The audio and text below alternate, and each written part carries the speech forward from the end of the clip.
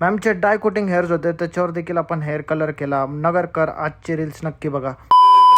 नमस्कार मित्रांनो, आज ह्या मॅम आल्या होत्या अहिल्यानगरमधनंच आणि त्यांच्या हेअर्सवर ते कंटिन्युअसली रूट टचअप करतात घरी. या ठिकाणी विदाउट ब्लीच ऑप्शन नसल्यामुळे आपण विथ ब्लीच हेअर कलर करायचं ठरवलं. पॅच टेस्ट केली. पॅच टेस्टमध्ये आपल्याला येलो ऑरेंज टोन भेटला होता. स्टार्टिंगला तर खूप सोपं वाटलं की आपण ह्या अंडर टोनवर आपण कलर डिपॉझिट करू शकतो म्हणून, पण ऍप्लिकेशन झाल्यावर आपण चेक केलं त्यावेळेस कळलं की काही ठिकाणी तर प्रोसेसच होत नाहीये, म्हणजे पूर्ण ब्लॅक टोन तसंच राहतोय. कसं तरी आपण त्याच्यावर अचीव केला ऑरेंज टोन. सगळ्यात डिफिकल्ट स्टेज तर हीच असते ज्यावेळेस कलरच प्रोसेस होत नाहीये, म्हणजे ब्लीचच प्रोसेस नाही होते. तिथं आपल्याला परत एकदा ब्लीच करावं लागतं आणि या ठिकाणी हेअर्स ड्राय आणि डॅमेज नाही हो म्हणून आपण फायबर फ्लेक्स वापरलं होतं. पूर्ण डिपॉझिशन झाल्यावर फायनल रिझल्ट असा होता. मॅमला देखील हेअर कलर खूप जास्त आवडला. विथ ब्लीच हेअर कलर केला आपण, ते पण विदाउट डॅमेज करता. डाय कोटिंग हेअर्सवर हेअर कलर करणं खूप जास्त चॅलेंजिंग असतं. तुम्हाला हेअर कलर कसा वाटला कमेंटमध्ये सांगा. भेटू पुढच्या ब्लॉगमध्ये. तोपर्यंत फॉलो करून घ्या. थँक्यू.